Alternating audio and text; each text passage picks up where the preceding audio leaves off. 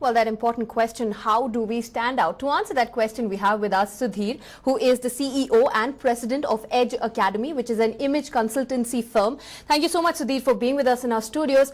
My first question, you train people how to make a good first impression. But how is it? Because many people would argue that a first impression is very fickle. It can change. Well, the fact remains that it can change. There is a cure with the second look. But I think first impression does make a lot of difference because we're human beings. By the end of the day, we just decide on the way the person looks. And that's the showroom, as what we spoke about. And before you look and you like the window display, that's when you walk into the showroom.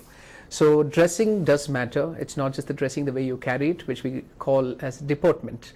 How you carry what you wear. So I have the saying about money can't buy class. Right. It's about how you grow into it and how you walk towards the class part that comes in. Okay, and how would you define class? Is it the clothes that you wear? Is it the way you talk? How do you define class? There are two ways. There's a difference between style and fashion. Style is something which is your unique style. Fashion is something which is seasonal. So it changes according to what the season is. So I would urge something like to keep your style intact, but play with fashion. So if it's something like the partying that you had, the side partying, school pictures, I see the same. You go into college, it's the same. Start working, it's the same side partying you still have. But if you throw in some highlights and you have to gel it and still have the partying, that's fashion that you're playing with style. So that's unique and that's you.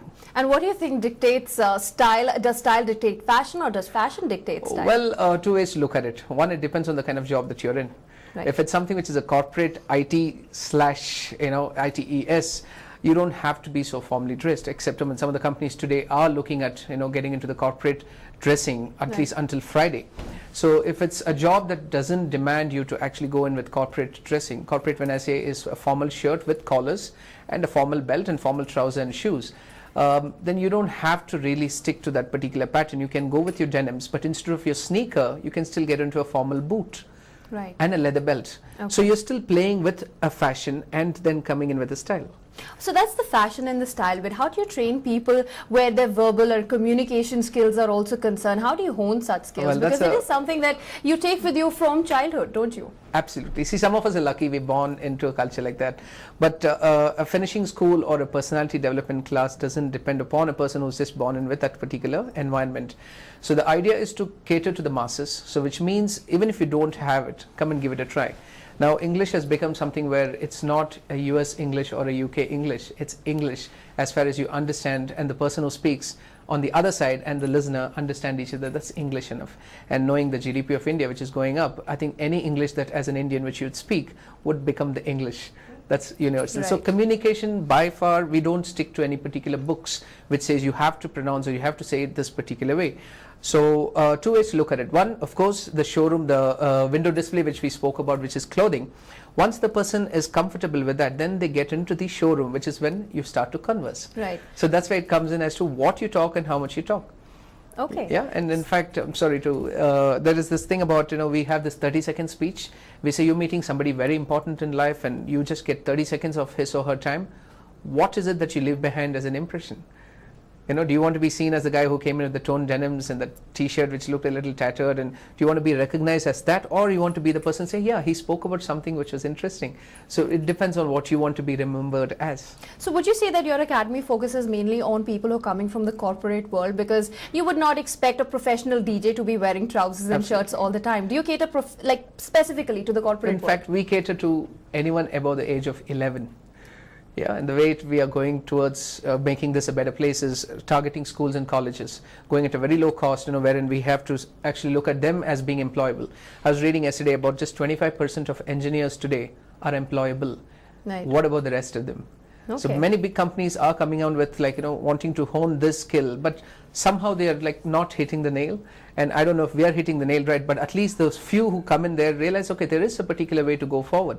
I've been rejected in a couple of interviews. I want to come back. I want to get a job. What is it that I miss? Okay, so your aim in life is to make people employable. Absolutely. I see you got with you a couple of trinkets. How really do you use such things? Well, if you look at it, the couple of things that I've brought in here is if you're looking at a formal wear, like a wonderful suit that you're wearing in, that suit can actually go in with a single piece pendant and a very thin necklace and then an earpiece like this. So the idea is, do we have to go with the chunky jewelry? If yes, then the kind of dressing would be a little different. And Indo-Western would be something like these.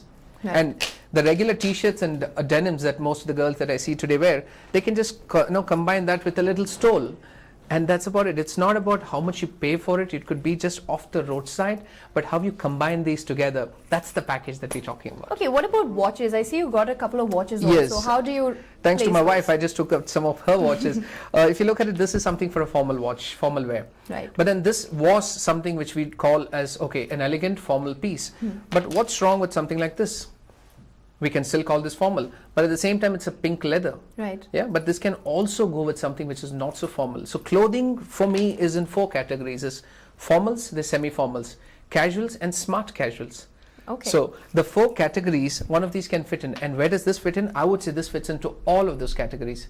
Except Right. when you're going out trekking, I don't think I would recommend something like this for trekking. Right. So that is something that can be formal or smart casual, as you told Yes. us. Can you just explain a little more what really are the categories here? You talk about casual, smart casuals. How would you define them if, in layman terms? Okay, in layman terms, if I take off my shirt now and just have this collar, the round neck t-shirt, that goes into the casual category. Okay. So I can wash my car with this particular t-shirt. Right. But the minute you have a collar on it, that goes into the category of the next level, which is semi-formal or formal or even a smart casual. casual. So I could have a t-shirt with a collar and a denim, and that doesn't get into the casual mode. It gets into the smart casual.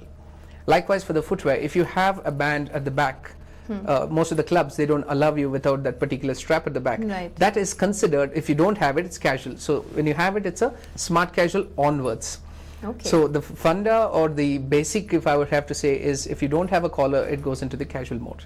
Okay, I believe most of our conversation was, sided at least towards the women's side. What about the men? What about the men? What sort of tips Men, would you I give think the men? tips I would say is, instead of buying those sweaters and wind cheaters, it's time to invest in a coat, a blazer. Okay. Yeah, there's a difference between a blazer and a coat. Blazer is something which you can wear and you don't have to match the trouser with it. Right. But a coat is a 3-piece, it's a suit, 3-piece garment, a coat, a waistcoat and a trouser. But very rarely you would find people with suits today, but it's something which I really love to, when I look at it. Go in for a blazer. And with the blazer, you can still get into your denims, your sneaker and your shirt. Right. Now what happens is, again, when you're wearing regular formal shirts, the buttons that you have, there's a hole in between, you can actually start getting into cufflinks. Would that not be very formal? Not Is at all. that Not at all. Once upon a time, cufflinks and tie-pin was considered the formal attire. Not anymore. Okay. Yeah. What about ties? What about ties? Because I believe there are there's a new fashion in ties also, That's where right. they're slimmer than the old ones That's that right. we believe the dads That's wore right. them. Ties, if I have to take it, it comes in 3 categories. There's one called the plain, then there's something called the regimental, which is the diagonal lines, and third is a club. Okay. Now there's a 4th one, which is the animated ones, huge Looney Tunes and Mickey Mouse. You'd find that's mostly for the Friday and the party wear. Okay. Now of these 3, there are 3 sizes again: the narrow, the regular and the broad. Right. So if you're talking about the narrow ones, you have to wear it with a coat. But there is no written rule that you have to go with these. The idea of fashion or style is read the books, but then still get back into what you're comfortable with. Right. Okay, so the narrow ties normally come with a plain color. You might not have a design on it. And then there is the regular one, which is what's trendy for most of the youngsters today. The club tie, when we call it, is a design or a particular pattern. Okay. That you can wear it, roll up your sleeves, you're still considered corporate.